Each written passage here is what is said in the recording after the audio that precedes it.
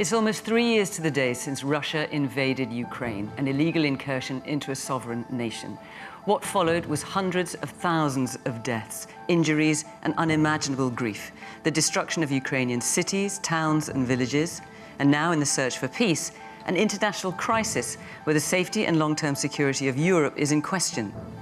Many of our audience members arriving here tonight are Ukrainians who live here, including some of those who fled here after the invasion. They spent the last few hours preparing their questions and thoughts for our panel. And they want to ask, how can we bring a fair and lasting peace to Ukraine? And what should, if anything, the UK's role be in it?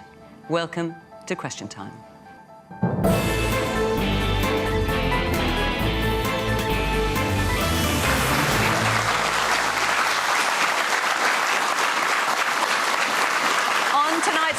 General Sir Nick Thomas-Symonds was Chief of the Defence Staff for 4 years from 2018.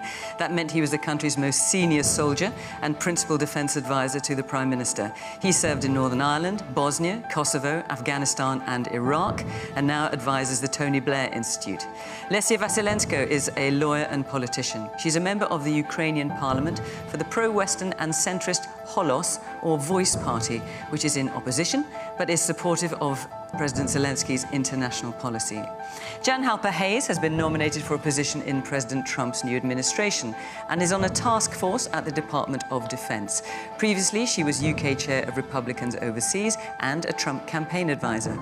From the government is Nick Thomas-Symonds. He's a minister for the Cabinet Office, meaning he works across government departments, as well as on relations with the European Union.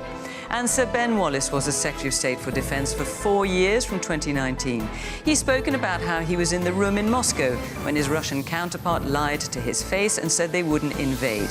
Less than 2 weeks later, Russian tanks rolled into Ukraine.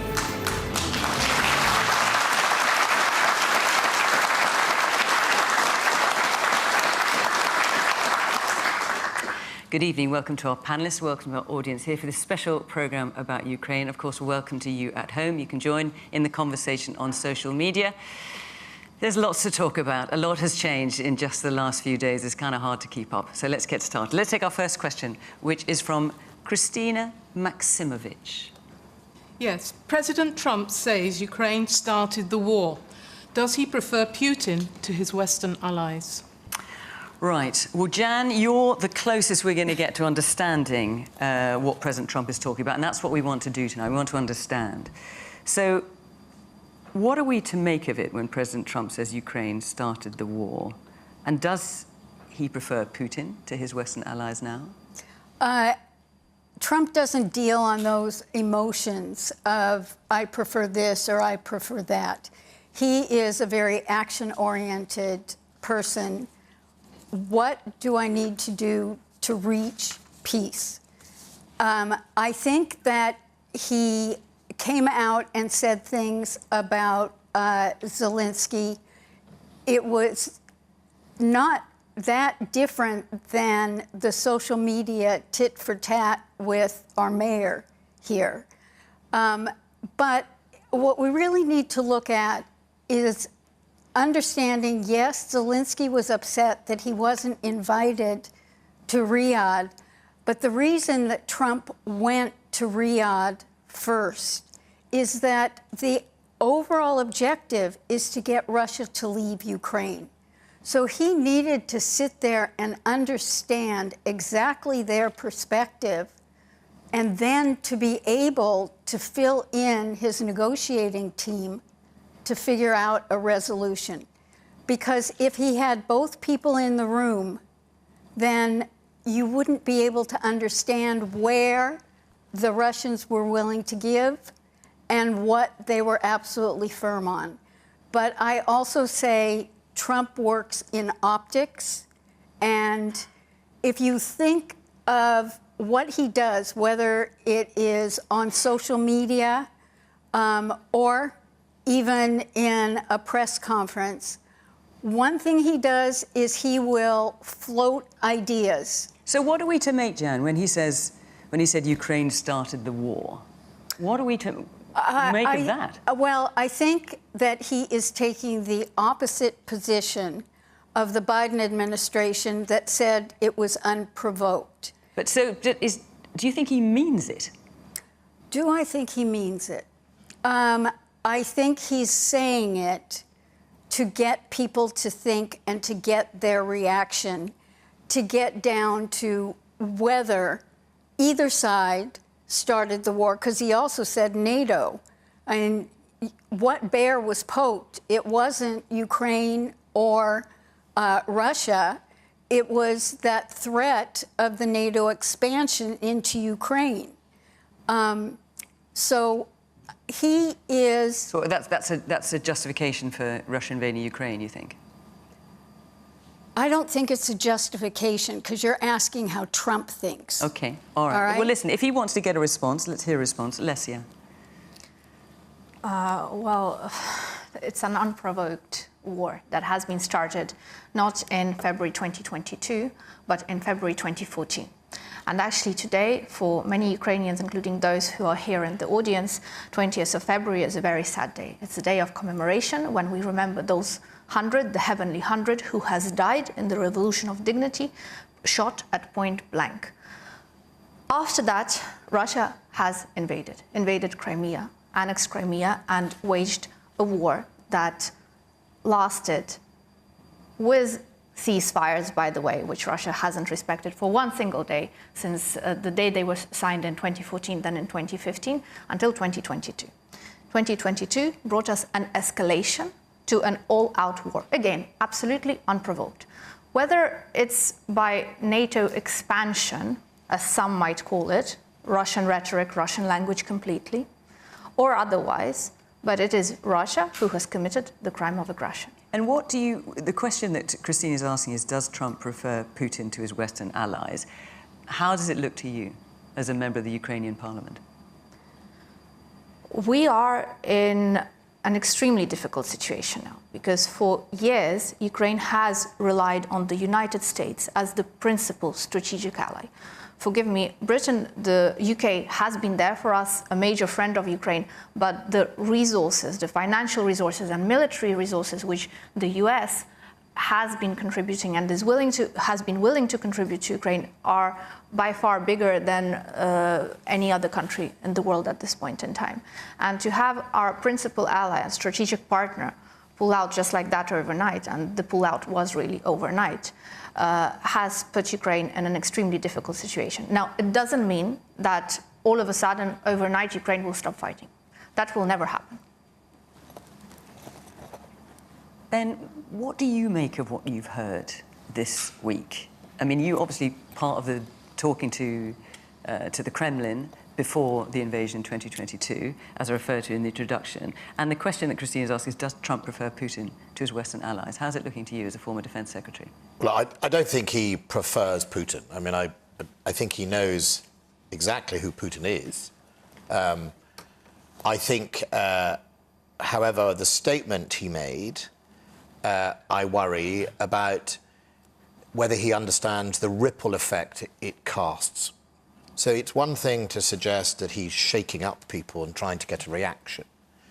Well, optics, as Jan is referring to. But the people who hear that are in the Kremlin and are in Beijing and are in Tehran. They hear those type of rather sort of sloganistic phrases, the disrespect for sovereign territory, and get encouragement for whatever ambitions they have.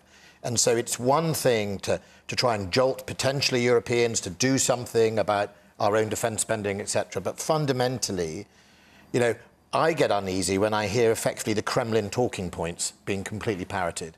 You know, President Trump makes a lot of mileage out of fake news, right? So he's always talking about fake news. It doesn't help his cause when he then repeats fake news himself. It's totally fake that Ukraine started this war, completely and utterly. 18,000 is the number of Ukrainians who have died between 2014 and before the invasion. They felt they were at war long before the West wanted to recognise it. I used to visit it as the security minister after Putin ordered the murder of people on our streets in Salisbury using nerve agent and killed poor old Dawn Sturgis with the GRU. The other one you hear is Ukrainians are all Nazis. That's another talking point you hear from the Kremlin, and you even actually hear it sometimes, I think, from the new head of intelligence coordination, who's just been appointed through the Senate. She'll repeat some of those tweets. The other one is, the latest one was that Zelensky is a dictator. Winston Churchill didn't have a general election in this country for 6 years because we were fighting for our survival. Ukraine is fighting for their survival. They have a constitution, they respect their constitution, and it's a matter for their parliament and their president and their own democracy when they have one. But I'm not taking lectures on who is a dictator from somebody in the Kremlin who murders his political opponents, Navalny, brutalizes the free press, arrests international journalists. Has Donald Trump forgotten I think the Wall Street or the New York Times journalist who was imprisoned as a spy? So I think we have to be very careful when we deploy lines like that. We must remember who else is listening. All right, well, let's hear from our audience. We have a British audience, we have plenty of Ukrainians in our audience as well. And so you in the front, I'm assuming you are Ukrainian, given what you're wearing. I am, yes. I am Ukrainian. As Lesia said, we as Ukraine now in a very difficult situation following all the recent events and everything that, seems like Trump turned everything upside down. So I would like to ask, what steps can Ukraine take to maintain that crucial US support that you're talking about without being forced to accept any ultimatums from foreign powers? Okay. Like, is there a way forward? Let's come to that. Let me get a few more points and I'll come back to the man in the glasses then. With NATO expansion being more relevant topic these days than it was 3 or 11 years ago, can we say that justifying invasion under this issue is not relevant anymore, or is it wrong? Well, is it wrong to discuss whether the NATO expansion was an issue in this invasion? That started the invasion, the NATO expansion and Ukraine participation in NATO. So do you think it did? I don't. But someone mentioned it, so that might be a reason why Putin started the aggression towards Ukraine. And now it's more relevant topic when it's being discussed more often, and Ukraine could be potentially part of NATO. So okay. And the man here in the yellow T-shirt. Yes, I would encourage President Trump and everybody else to actually look deeper into this subject, because the Russians have been killing Ukrainians for many centuries, actually before the United States existed. And this is just the latest chapter of their imperialistic expansion. So what do you make when you hear... When you hear Donald Trump referring to President Zelensky as a dictator, for example, what's your response to that? Well, he's either not informed or he's deliberately provoking this, as the lady here suggested. Is that what he's doing, Jan? Is that why he's calling President Zelensky a dictator? I mean, it's notable that President Trump has been very critical of President Zelensky. He hasn't said anything critical about Vladimir Putin. Why is that, do you think? No, he hasn't, but... one thing he's upset about is he asked Zelensky for an accounting of where all the money that we sent to them has gone, and it wasn't provided. Zelensky said, we don't have it. I don't know how accurate that is, but there was that. And then Trump can go for the tit for tat because Zelensky said, he lives in the world of disinformation. So why do you listen? I appreciate you are not Donald Trump and you are not his mouthpiece, but you know him better than any of the rest of us. Why is he being so critical of President Zelensky, tit for tat, as you say, and saying nothing about Vladimir Putin and the atrocities, or any of that? You know, I don't think he's ever really said anything about Vladimir Putin that is negative, which has always made people suspicious.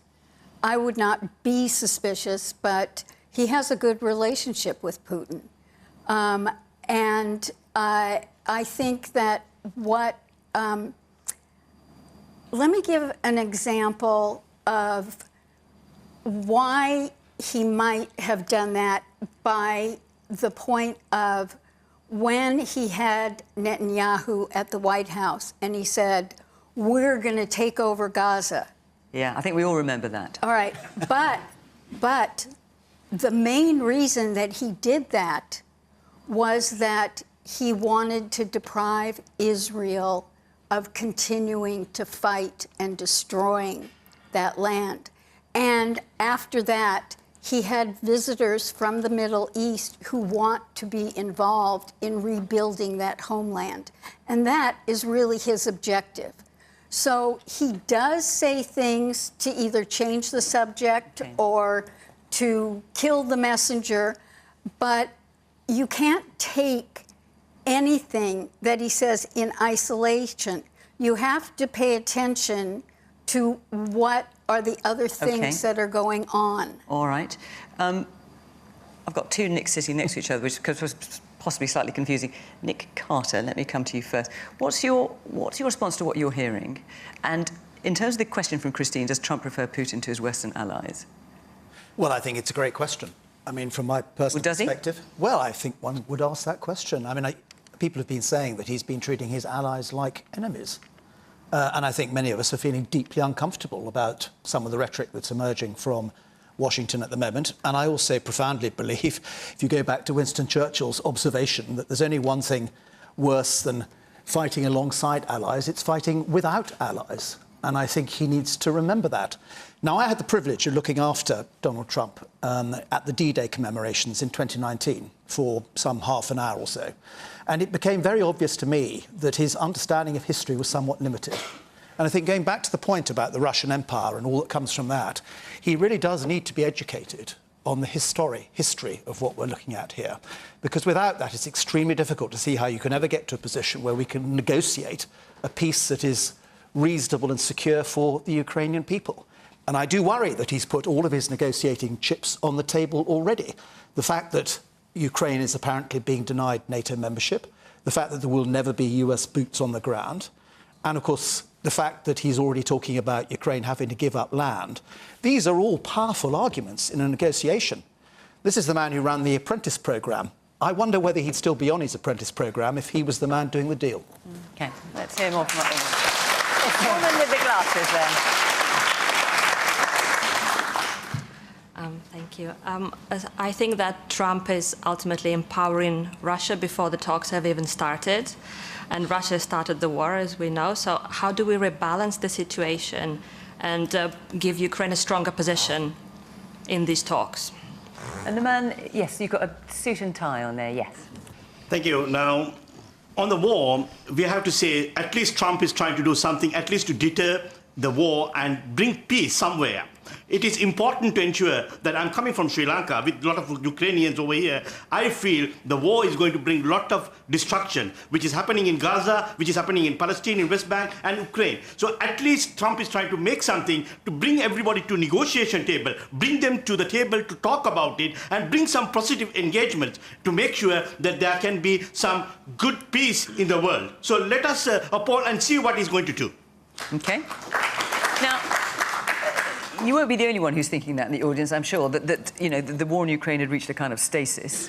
Ukraine wasn't getting quite enough weapons to win, and it was just a war of attrition. What about the point that we're hearing from you in the audience, sir? What can we do now to make the US come around to, you know, to support NATO, to involve the UK when it comes to trying to achieve some kind of peace deal? Well, can I say just first of all that this is a once-in-a-generation profound moment for the collective security of our continent, about the future of Ukraine, but also about Europe's security and indeed our security here in Britain. And as regards Ukraine specifically, the British people have stood shoulder to shoulder with the people of Ukraine. Politically, it's been across two different governments. It's been cross-party. The Prime Minister signed only recently a 100-year agreement between Britain and Ukraine. And we will continue to support Ukraine, to put Ukraine in the strongest possible position to achieve peace through strength. Now, the Prime Minister last week was with European leaders in Paris. The Prime Minister telephoned President Zelensky yesterday, The Prime Minister will be going to visit President Trump in Washington next week.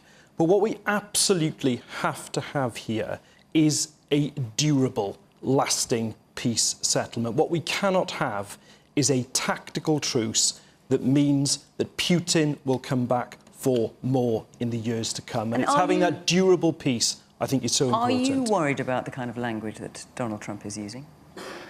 Well, firstly, almost exactly 3 years ago this week, Putin illegally invaded Ukraine.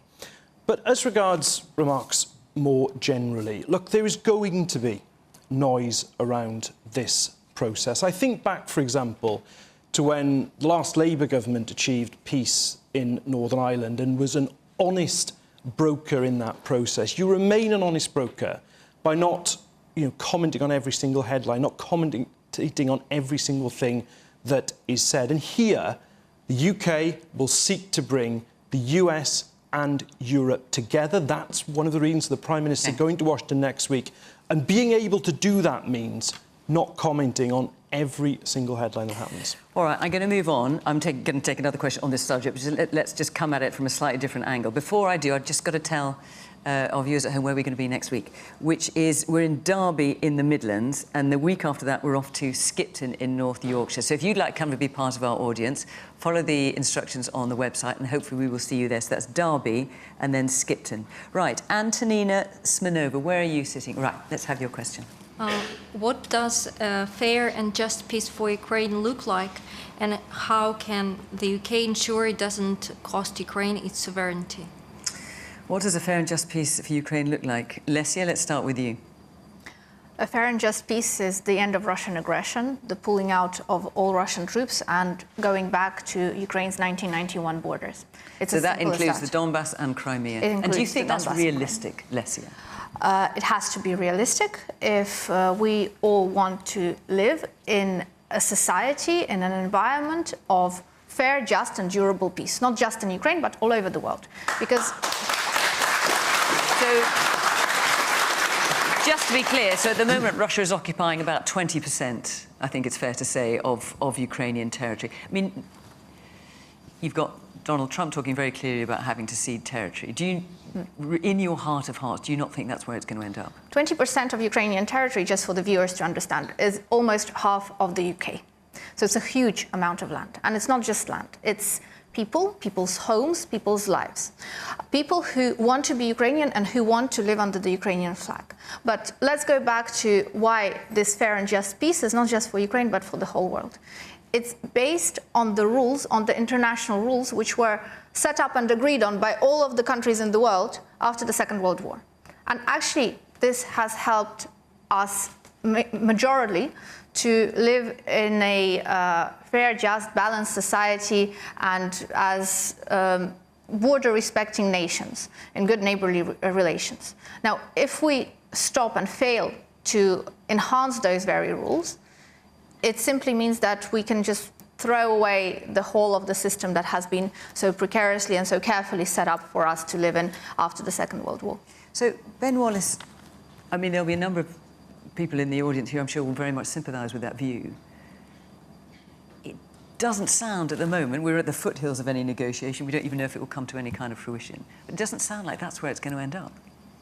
Well, I think, to Nick Carter's point, taking all your skin out of the game, as the United States have done, and putting up front the things you're going to give to Russia at the beginning of the negotiation doesn't help the process at all. I mean, so far... But that is what has happened. And realistically, are we in a position where we are going to have to accept, whether we like it or not, that Ukraine is going to have to cede some territory? Is that where you see it going? I've been very cautious, and this is, I think, where Sir Keir Starmer has a real role to play in this, is that we have never sought in Britain to tell Ukraine what it needs to do, what its choice is. It is not British citizens dying for our freedoms in Europe. It is Ukrainian citizens, and it is for Ukraine to make that choice as a sovereign country. And so I'm always, people might tempt me to make... But it's also for the United Kingdom to decide whether to support it militarily in that sovereign choice. We should carry on supporting Ukraine militarily and financially in whatever way we have to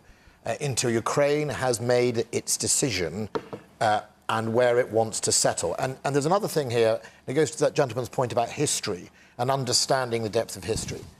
You know, there is obviously a short-term resolution and a long-term resolution. You know, it is perfectly possible, for example, for Russia to give, not that anyone trusts its security guarantees because it keeps breaking them, but for some security guarantees to be given a freeze in the conflict, because we all want people to stop dying. This is not... No one has a copyright on this sort of I want people to stop dying, which seems to be what comes out of the White House, that only we want people to... We all want people to stop dying. I spoke to Shoigu and Gerasimov in Russia, in the Kremlin, in the Ministry of Defense in Russia, and said, I don't want you to do this. I don't want Russian people to die, and I don't want other people to die. Right. And that's the reality. But there is a short and long term. Okay, let's have a cessation in some way. But in the end, let's get back to the borders you made of it clear. Ukraine. It needs to be Ukraine's decision. Well, look, lots of hands up in the audience, and I want to hear from lots of you. So, yes, the woman there in the black top with the white collar. Yes. Are we overestimating the importance of Britain's role in these negotiations? According to Zelensky, countries like Turkey should have a more primary role in these negotiations, especially as they are also an ally of Russia and also a member of NATO. Should we introduce other actors into these negotiations? OK, man here in the front. Do you genuinely believe you can have an agreement with Putin? Do you genuinely believe he's going to follow it? By the sounds of it, you don't. I don't think... Yes, the woman in the black and white top here. Yeah, I will say that it was President Trump who actually isolating America and making deals with Russia. I think maybe UK needs to think to do more to unite Europe instead. So recent polls show that only 30% of Brits supports Brexit. So maybe, don't you think it's a time to reverse the process and make Europe stronger? Wow, you want to rerun Brexit? OK, you're a brave woman. Let me just ask, I have no idea what the response is going to be to this, but of the Ukrainians here in the audience, are there any of you who would be willing to give up territory to Russia in return for peace in the short term?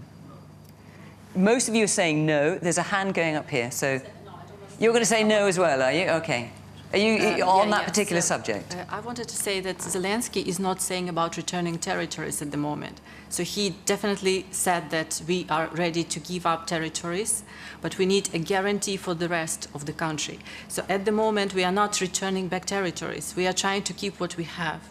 And we need to have a really system of protection. This is what he said. So we are not saying about returning anything. It's not practically possible at the moment. OK.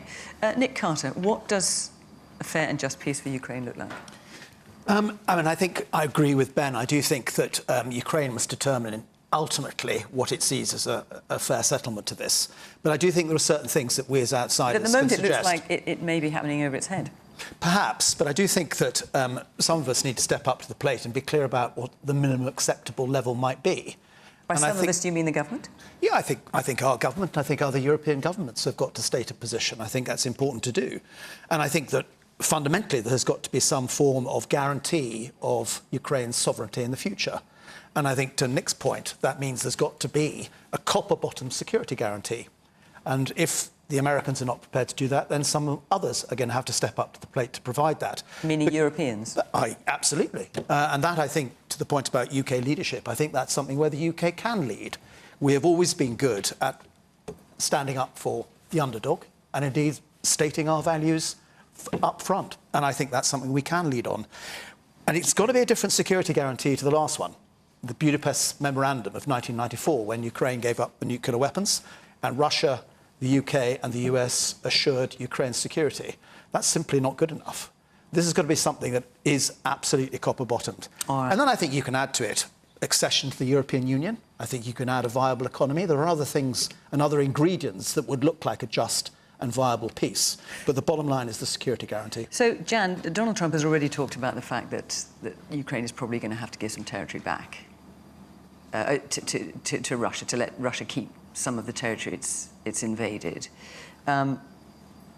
What, as far as you can see, what does a lasting peace for Ukraine look like from the White House? Well, I would encourage everyone in the audience to watch the documentary, The Human Factor. Because OK, you might have to, because for those of you who've not seen it, all of us at home, you might just... The reason being is that it is the negotiations through diplomats that went on between Rabin and Arafat and what it took to get them to come together. As a political psychologist, I see the dynamics of things. So, OK, but the question I'm asking you, and the question you're being asked by the audience, is what does a just and lasting peace for Ukraine look like? Well, I think one is that you can definitely count on Trump to ensure the sovereignty. What does that mean? Because he's talked about giving, letting Russia keep Wait a territory. minute. Let me finish. Okay. Let me finish. When he is saying that they should give up the two areas, the Donbass and Crimea. Yeah. Well, not Crimea, because there are two towns that they have taken over. Let's keep Crimea out of it.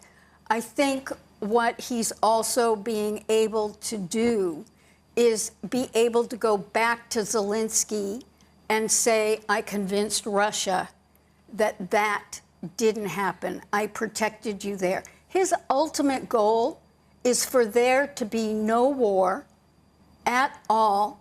And sure, no, I get that, and he's said that many times. But in terms of what Ukraine might look like at the end of this, I mean, you've got Lesia saying, you know, we cannot cede anything, not Crimea, not the Donbass, nothing. You've got the Defense Secretary, Peter Hegseth, you've also got Donald Trump saying, actually, they're probably going to have to let the Russians keep some territory. Is that where you think it'll end up? I think where it'll end up is that Crimea will get to stay under Russian control. And the other two areas, Trump will convince Putin to give them up. To give them back to Ukraine. OK. Yes. Nick? Well, firstly, I think we have to be clear that in terms of the settlement, we have to have Ukraine as part of the negotiations. Negotiations about Ukraine have to include Ukraine. But to Ben's point about the current situation, first of all, we have to continue to put Ukraine in the strongest possible position for those negotiations. We've already provided over £4 billion of help to Ukraine this year, even in recent days. Yeah, but Nick, that's not what you're being asked, in fairness. It's what does a fair and just peace look like? You've already said that Ukraine should be part of it. We're clear about that. But the question everyone wants to know is, or the answer that everyone wants to know is Ukraine, as far as one can tell, and maybe you just don't know, which is fair enough, is there a chance that Ukraine is going to actually be able to keep its territory, potentially including Crimea, or realistically, as I'm certainly hearing ministers say behind closed doors in private, part of the Donbass is going to have to go to Russia? But the terms of the settlement are a matter for the negotiations and for Ukraine to negotiate within that. We're at a very early stage at the moment. We have to ensure the voice of Ukraine is heard. Secretary of State Rubio said only in recent days that Europe and indeed Ukraine have to be a part of those talks. And as I said a moment or two ago, Fiona, firstly, put Ukraine in the strongest possible position for those talks. You've announced an additional £150 million of support only in recent days. But then it is about, to Nick's point, the durability of the peace. Now, the Prime Minister has spoken about British servicemen and women playing a part in that peacekeeping force. Now, that is not a decision or an offer that any British Prime Minister makes lightly. And Britain is willing to pay its part in that guarantee.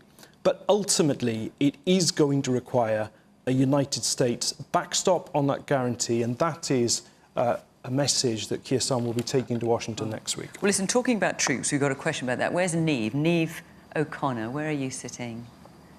I can't see. Ah, there you go. Okay, so should the Prime Minister commit to President Trump's demands on increased NATO military spending? And if so, where should this money come from? So, at the moment, the UK commits 2.3% of its GDP for its defence spending. Keir Starmer has talked about getting to 2.5%, but at an undetermined time, at some point in the future. Donald Trump has talked about 3%, potentially 5%. in order for NATO to have a much bigger army and air force. Nick Carter, if anyone knows about the state of our military, it's going to be you. Is it realistic that we should commit to spending the kind of money that Donald Trump is asking? And what's the state of our armed forces right now? The answer is that they're remarkably hollow. And indeed, the British Army has given up a huge number of its tanks and artillery pieces to Ukraine and doesn't any longer have enough for what is required. Now, this, to be fair to everybody, has been a process of neglect over a 30-year period. And, of course, what has happened in that time is that warfare has also evolved. And we have these holes that need filling, but it's also the case that we need to digitise and take account of the digital era that we're now in. But I think we also need to be clear about how vulnerable our country is. 95% of the UK's data comes through undersea cables. 45% of our gas comes from Norway in undersea pipelines. We get 40% of our food via sea. Much of our critical national infrastructure is not properly protected by cyber defences. We are in a position, I think, where we are massively vulnerable at the moment. And whether we like it or not, that means we're going to have to start protecting ourselves. And the sort of onslaught that Ukraine has suffered from the air via drones and missiles over the course of the last 3 years is unsustainable as far as the UK is concerned. We might be able to park a destroyer in the Thames to protect parts of London, but nothing more than that. So when Nick talks and Keir Starmer's talked about a peacekeeping force or a reassurance force of some kind, should there be some kind of peace deal and the force would be there in order to to act as a buffer between Ukraine and Russia, is it realistic that we have the troops to send?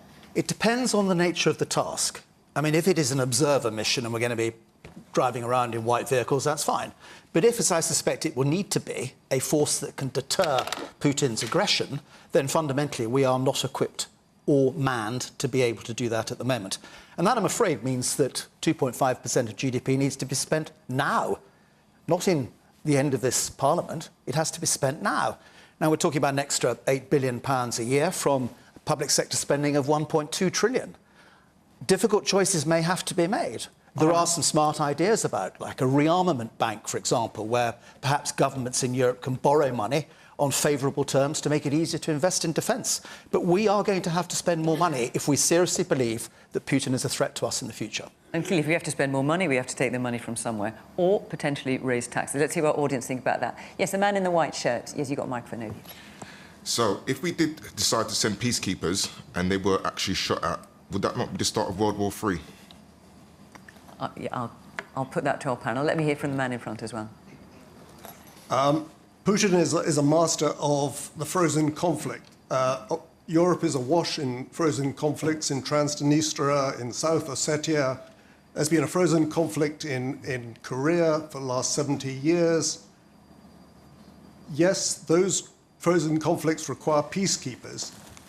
Without US boots on the ground, will Putin be deterred? And can I ask you, would you be happy, since the question was about defence spending, to see more of our money being spent on defence? Absolutely. OK. Let's hear from the man in the blue shirt there. What about you? Yeah, so I think if you think about what's happened, you've had Ukraine having its land and its sovereignty taken away and not involved in talks. We're talking about Russia being encouraged to be able to do whatever it wants to do. How can you come up with a budget that's big enough to contain what will happen as a consequence of that? I mean, Nick, if we... This Nick. If we got to... you clarified. Yeah, sure. So if we've got to something like in defence spending increasing to 2.5%, that would be... We'd have to find the money either through tax rises or additional cuts of about 9 billion. 3%, it's 17 billion. That's the equivalent of the Justice Department and the Business and Trade Departments combined. Is there any hope in hell of that happening? Look, there's no doubt that should it happen? there are hard choices, and Fiona, you're right to highlight them. This government came into office on a manifesto that set out that in our first year of office, we would set out a path to getting to spend 2.5% on defence. In terms of the immediate need that Nick is talking about, in the budget, the Chancellor announced an additional £2.8 billion to defence. We also delivered the largest pay rise for the armed forces in 20 years. So the first priority for this government, indeed should be of any government, is security and keeping people safe. But what I'm asking is there a realistic prospect, given the fact that we've been told ever since the government came in, there's no money.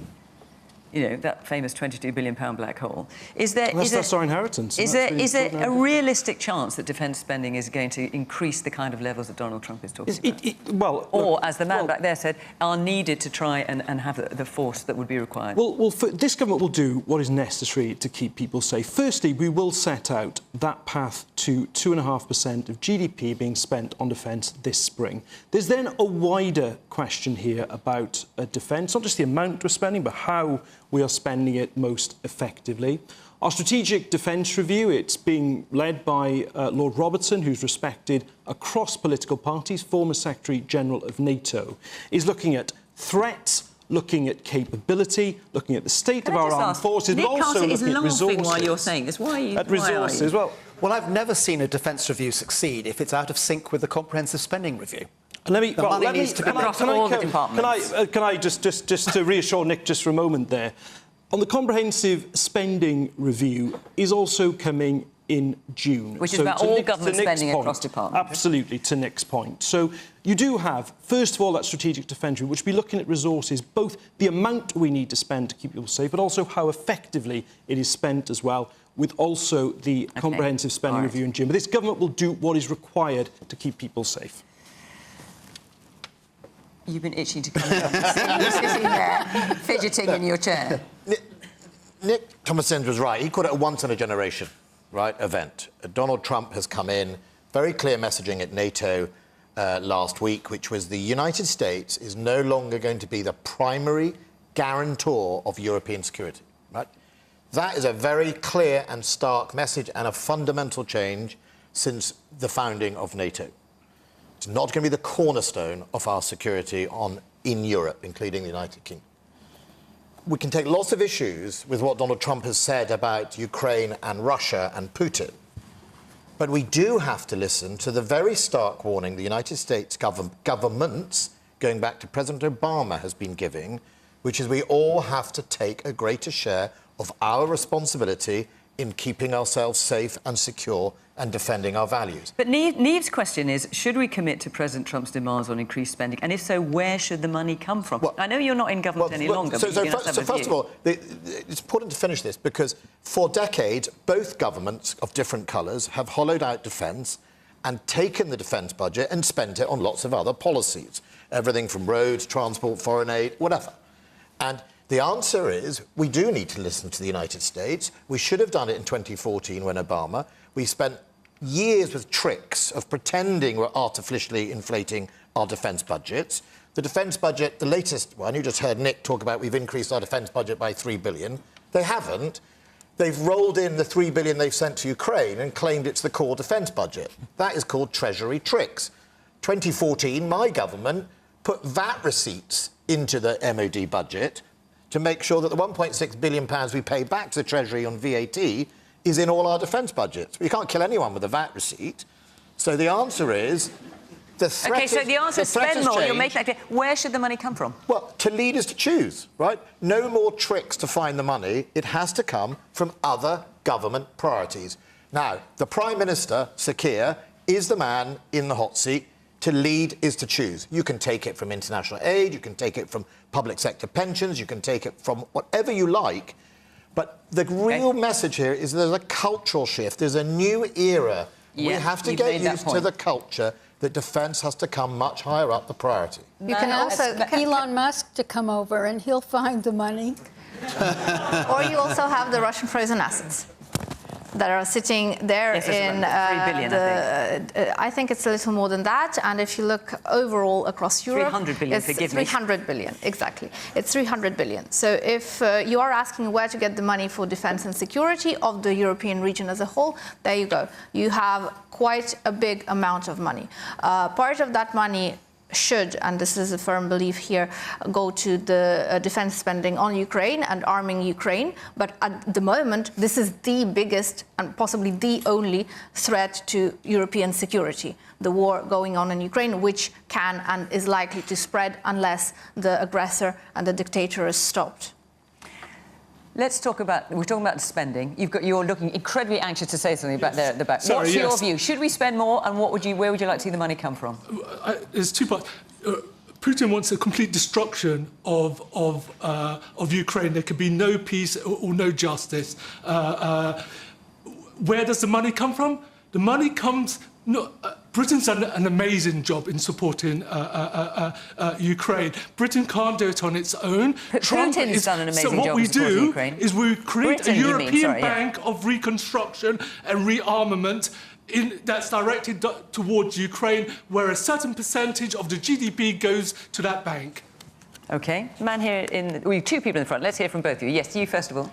I have actually two answers. So for the money, to Right Honourable, the government just cancelled 2 gas licenses in the North Sea. So if we actually invest in energy, allow people to produce, pay money, that would bring a lot of income in our treasury. We're currently stifling I'm from energy business, so we're stifling our energy business unnecessarily. We want growth at one time, and we don't allow oil and gas exploration another time. Okay. Like you said, so that's for money today. And second, Britain has a very simple thing it can do to it. There's $2.5 billion of Abramovich money sitting in Barclays Bank for 2 years. It's not Trump, it's not EU, it's just Britain. Why can't we take this money and give it to Ukraine? Okay. Why can't we? Well, on that, and the rest of the money that Lesia's talking about. On that, the G7, and very much supported by the United Kingdom, making a contribution, has indeed been advancing loans to Ukraine, and they will be paid back by the profits the question is from why seized you're Russian asking specifically, assets. why don't we take Abramovich's money? Unless he's saying there's this 300 billion which has been frozen of Russian assets. Well, I'm just giving the answer on the frozen Russian assets. No, because it's Russian. It's Abramovich 2.5 billion from sales of Chelsea I don't know in about the Barclays specific case. Can I just give the general answer on Russian assets? Is we are committed to looking at all lawful ways, so that whether it's profits from those assets or otherwise, to ensure that money goes back to Ukraine. Is there an issue at the moment that it isn't lawful? Is that because at the moment the interest on that? Hang on, just let me say the interest on that money is being used, as I understand it, to support Ukraine. But the actual money that is sitting there, the frozen asset, is not being used. Is that because there's a question about whether it's legal to use it or not? It's about lawfulness, of course, but it's also about international agreement. And it's really important that we work together. But to reassure the point, the G7 has already agreed and is advancing loans to Ukraine, to which Britain is contributing, and they will be paid back, not by the Ukrainian government, but by the profits from those seized Russian assets. You've made your point. I'm going to hear from the man next to you. Yes. I think we were missing a very crucial point here. The question was whether Putin is a threat to UK. I've shared my life between Ukraine and UK for 25 years. I hold dual citizenship. I care about UK as much as I care about Ukraine, and Putin is a threat to UK because I see things happening with UK now. They walk with our informational... They're waging informational warfare on UK. They're breaking down your society or our society. Look at propaganda, look at movies. Anora is a movie, 5 BAFTA nominations, 2 wins. They walk with our values, they penetrate, they intoxicate the society, they are preparing.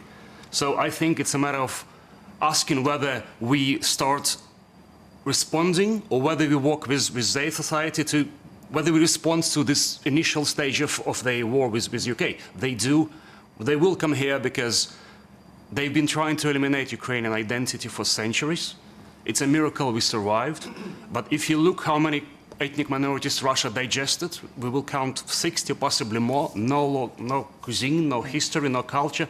They're gone. So that will happen to Ukraine if you don't stop it, and that may, the next step, they'll come here. OK, that's your view. Yes. I've heard it mentioned a couple times, but that there's this belief that Trump has this strong relationship with Putin, and so, it's just nothing to worry about. But at the end of the day, he believes he has this connection and this friendship with a man who is proved to be so dangerous.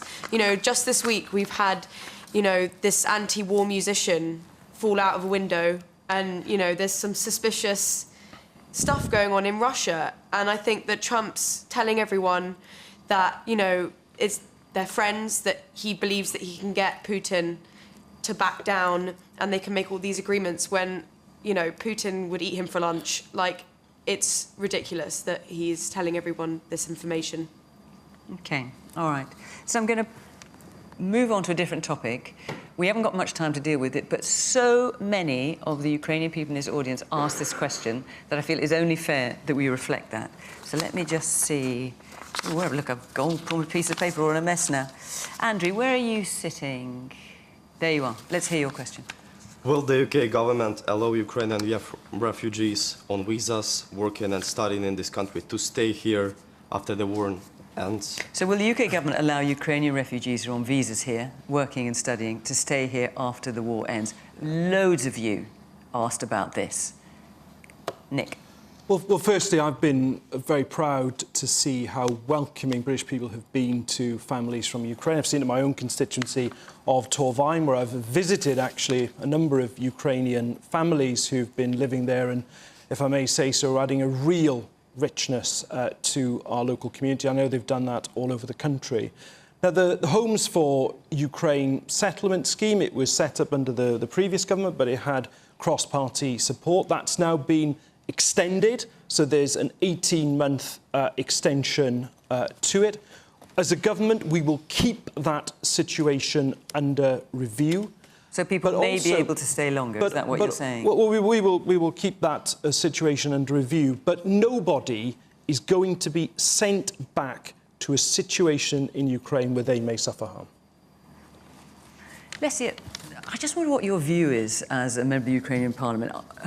Because a number of people expressed the view, and actually I want to make sure I hear it from you, that they'd actually like to stay here, even if there is peace in Ukraine. Is that something you would welcome, or do you want people to come back? We do want the people to come back. There is 7 million Ukrainians outside of Ukraine. We do absolutely want the Ukrainians to feel safe in their own country. But for the Ukrainians to be able to come back to Ukraine, Ukraine needs to be free of Russia's aggression, free of air raid alerts, free of the shootings and killings that are happening all the time on the borderline. And moreover, there needs to be land to which the Ukrainian people will be coming back to, and so that they are able to live under the Ukrainian flag. Having said that, we also understand that it has been 3 years going on 4. And as time passes, people become integrated. There are students, just like the young man who's asked the question, I presume, who may have started education here and would be forced to be coming back in the middle without finishing their degree.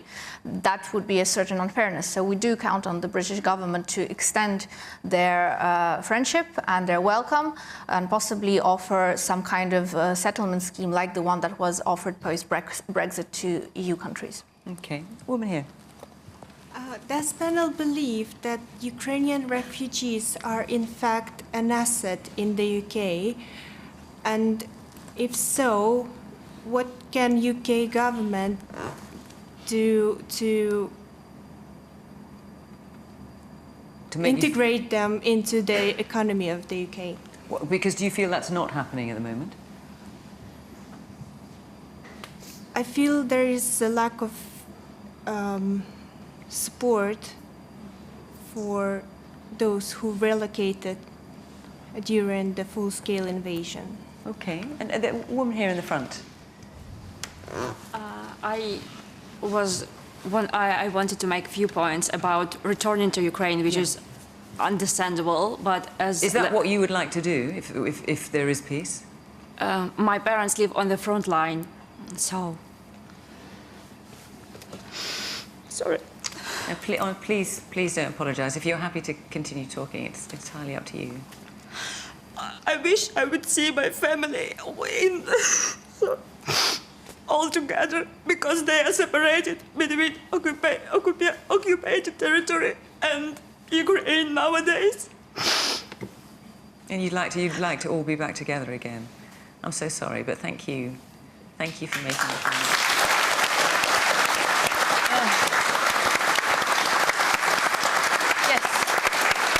Here.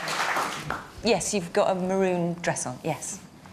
I would like to ask you about review this settle scheme for Ukrainians, because many of Ukrainians have got children, and children study at schools, and they learn in British system of education, they learn in British maths, history, everything. How we can come back, or children in the secondary school, primary school can come back to Ukraine without knowledge, without big gap in education from Ukrainian system. Because Ukrainian system and British system, it's different. I mean, it's complex, isn't it, Nick? I mean, it's not just a question Ukrainian of... system is also great, with a lot of intelligent people, but it's slightly different. No, of course it's different, and that point is entirely right. What I would say, and in answer to the question that was put a moment or two ago, I think the Ukrainian refugees we've had in this country have been a tremendous asset for us. They've been tremendous for our communities. And to the point about integration and your point about the difference between the education systems, what I have seen, locally in other parts of the country are, local authorities, devolved administrations doing a tremendous amount of work to try as best they can to make that transition as smooth as possible. I'm not denying, of course, it is very, very difficult to do. OK, let me hear a couple more points. I haven't got one long, but yes, I've got about 30 seconds, actually. Yes, the woman in the red and black top there. I would like to ask you about visa extension, because previously you give us a free year. It's a very good opportunity to rebuild life, because some of us remember how it was bombed by Russian aviation, because I'm from Kharkiv. Yeah. And we move here, we find here peace and rebuild our life. But now, with the extension only for 18 months, it's mean years and a half. And when we would like to change our job, OK, so it makes it very uncertain employers for you. Don't want to hire us, because 18 months, it's not enough. They spend a lot of money to educate us. OK. And what I think it's a very well-made point. I think you've got as much of an answer as you're going to get at the moment. I'm afraid we're out of time, which is it's something you're going to keep under review. I think that's the most you're going to get from the government tonight. But thank you very much for your point. And thank you as well. I can see how upsetting it is for you, and we're very grateful that you made your point. That is all for this week. I just want to say before we go that very sadly last week we lost a well-loved... Oh, my gosh, I'm going to go as well. One of Question Time's longest-serving producers, Ali Fuller. She'd worked on this programme for something like 27 years, and she was responsible for recruiting audiences like you. And we reckon she spoke to something like well over, I think, 100,000 audience members in that time. It was a very short and sudden illness, and we were all shocked by her death, and we miss her very much. So I just want to say, send my love to Ali's family.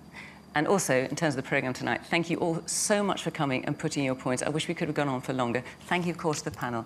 And thank you to you at home for watching. From Question Time, bye-bye.